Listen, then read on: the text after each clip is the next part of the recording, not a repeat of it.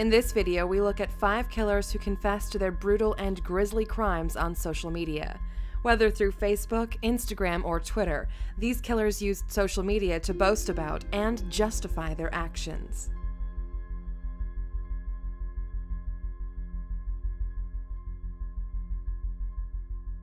After fatally stabbing her long-term boyfriend, 18-year-old Nakasha James posted on Facebook to share details of her gruesome crime. In her post, she admitted to fighting with her drunken boyfriend, claiming that she stabbed him in self-defense, without any alleged hope of hurting him.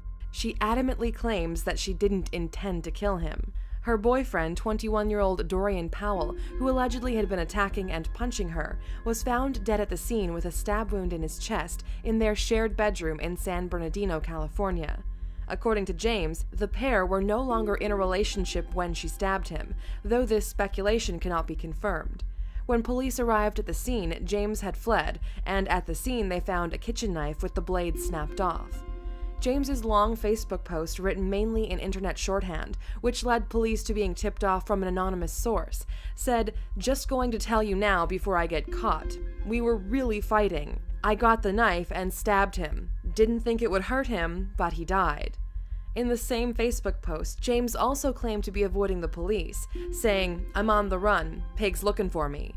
The whole post was later deleted. There's some speculation from involved parties that someone else may have posted this message on James's account in an attempt to frame her for the crime. This speculation seems somewhat misguided. The couple had allegedly been dating for around 8 or 9 months before the fatal attack, which occurred in January 2016. Powell's family deny that he was an aggressive or violent person. James's case continues after she pleaded not guilty in a preliminary trial.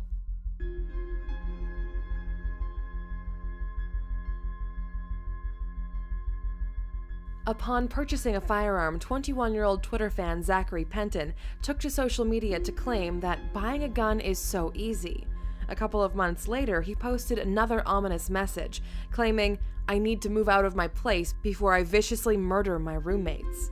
2 days later, he did just that, shooting 41-year-old Daniel Garofalo dead. He then called 911 to report his own crime and was charged with murder. Penton shot Garofalo during an argument and had reportedly been worried about Garofalo in the days leading up to the murder. Garofalo, who was the homeowner, had allegedly been talking about black holes and alternative universes. Penton claims that his roommate confronted him and threatened to kill him, forcing Penton to fatally shoot him twice. In many previous tweets, Penton had discussed weapons, murder, and gun control. Other tweets included, "Anyone want to shoot a bit today? I need a gun. I wish I had a gun. 2 boxes of 9mm stat. Ever wanted to kill someone? Let's go kill someone. Someone sell me a gun." And many more. It seems that he was intent on acquiring and using a weapon, whatever the reason. He was also a proponent of pro-gun politics. Ironically, Penton had also been using Twitter to find a roommate and to complain about not being able to find one. He had allegedly only been living with Garofalo for 2 months before the murder took place. It's not clear how many other people lived in the home. Penton was charged with second-degree murder and continues to serve his sentence.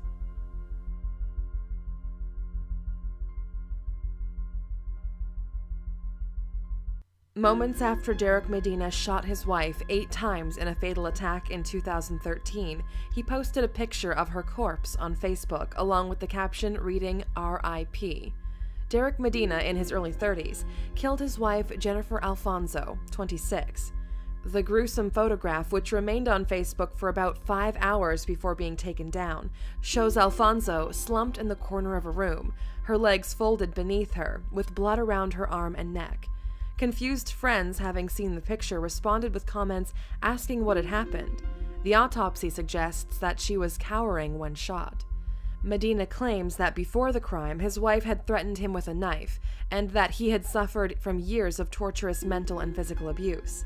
He posted the picture of her dead body on his Facebook profile, along with another post reading, "I'm going to prison or death sentence for killing my wife. Love you guys, miss you guys, take care. Facebook people, you will see me in the news. My wife was punching me and I'm not going to stand anymore with the abuse, so I did what I did. I hope you understand me." Medina also claims that Alfonso had taken hallucinogenic bath salts shortly before the murder. According to prosecutors, friends, and family of Alfonso, it seems unlikely that he was, as he claims, acting in self-defense. They claim that she did not abuse him, and that he was actually planning to kill her because she had been threatening to leave him. It is also significant that he was much taller and heavier than she, and would perhaps not need to resort to a gun to defend himself. A home surveillance video from earlier in the day shows a physical altercation between the two, in which a flurry of what is allegedly gunpowder swirls in the air. Alfonso's 10-year-old daughter was in the house at the time of the killing, and was then left alone in the home with the body while Medina went to a police station to confess his crime. Strangely, Medina was a self-help writer, and had self-published books bizarrely titled "World, Just Ask Yourself Why We Are Living a Life Full of Lies," and "How I, an Emotional Writer, Made All of My Professional Dreams Come True by Blocking Society's Teachings." He was convicted of the murder and sentenced to life in prison.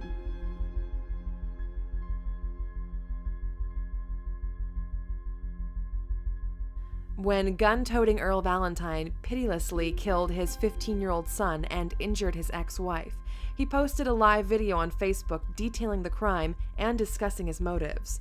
He broke into the home of his ex-wife in Norlena, North Carolina, and fired several shots, his son allegedly standing in the way of gunfire to protect his mother. After being shot, his son called the police to report the crime. These were purportedly his final words. My mom was there against the emergency. Me and my mom had just been shot. Excuse me? Me and my mom had just been shot.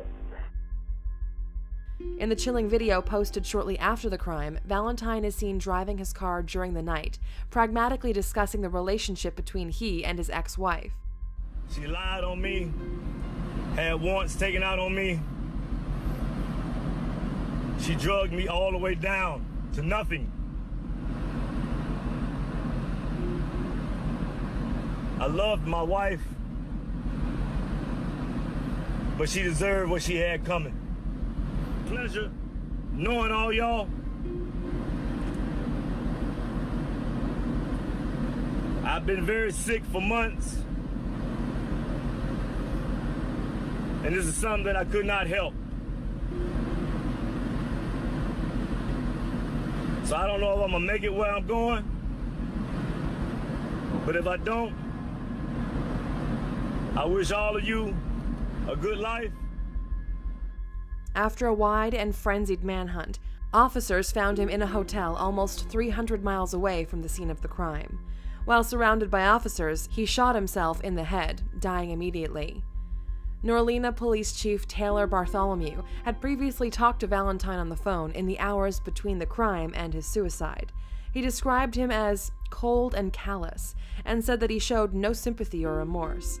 According to Bartholomew, Valentine had simply wanted to know whether or not his ex-wife had been successfully killed. Valentine also told Bartholomew that he planned to kill his in-laws before turning the gun on himself. His ex-wife had previously had a year-long restraining order taken out on Valentine, who had been arguing with his in-laws on Facebook in the weeks leading up to the crime.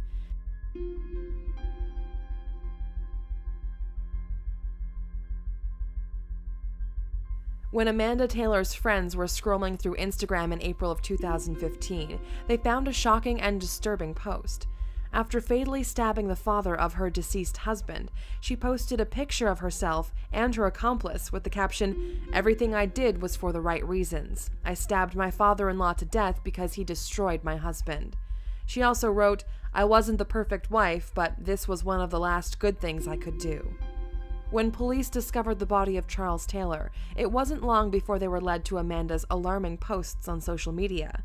Amanda, whose late husband, Rex Taylor, had recently hanged himself, blamed Charles for the death of her husband, who she claimed had introduced him to drugs at a young age. She had allegedly discovered letters in which Rex confessed suffering from years of agonizing abuse and neglect at the hands of his callous father. Rex had struggled with substance abuse problems for years and left his shared home with his wife after she told him that she didn't want him using drugs around their 2 children. 3 days before the murder, Amanda had been released from psychiatric care, where she had undergone a short stay after a haunting and bizarre incident at the gravesite of her husband, in which friends feared she would kill herself. She had visited the grave on the day of her birthday, which she shared with Rex. Other social media posts by Amanda included the claims, "I proudly did this for Rex. I love my children, but Charlie killed my husband." And, "I'm going to find my husband in hell and finally be at peace." The latter of which was accompanied by an image of a revolver resting on her thigh. She closed one of her messages with the line, "Till we rot, Rex, till we fucking rot." In many of these posts, she seems to imply that she was willing and ready to kill herself. Both Amanda and Rex were apparently obsessed with the macabre and murderous, and were in regular contact with an incarcerated serial killer via written letters. Amanda's alleged accomplice, Sean Edward Ball, was later found with life-threatening injuries after Amanda apparently tried to murder him while they were on the run. Her motives for doing so are unknown. Amanda was charged with first-degree murder. Thanks for watching. If you have a suggestion for a video, then please leave it in the comments below and subscribe if you'd like to see more videos like this.